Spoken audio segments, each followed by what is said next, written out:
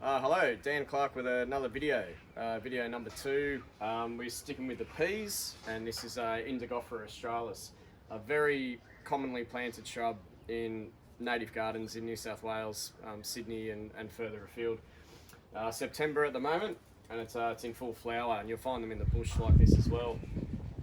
Grows in New South Wales all across into Victoria, Tasmania, Queensland and South Australia. There's also some records in Western Australia as well. I'm not sure if they're sort of natural or if the plant has naturalised there, but it's got a massive range in Australia. It tends to grow on heavier soils, on clays more than sands, but in the garden it does really well. It's another pea, so our Fabaceae family, subfamily Fabaceae. It's got these, cut a bit off here, just to highlight that. It's got these beautiful pink pea flowers. Again, they're produced in the leaf axils, in sort of these, well, racemes you'd probably call them, coming out here. Beautiful pink colour. The common name's native indigo.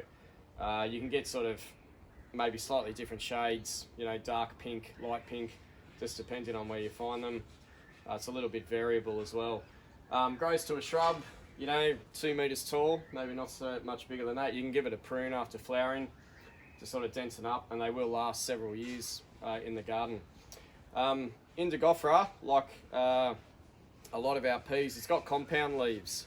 So what we mean by a compound leaf is that that whole structure there is a leaf. So you've got a leaf there made up of leaflets, and that's what we call a compound leaf. So all these little leaflets here are making up the leaf, and that sort of leaf is called a pinnate leaf, and when it's got a terminal leaflet on its own, it's called an imparipinnate leaf.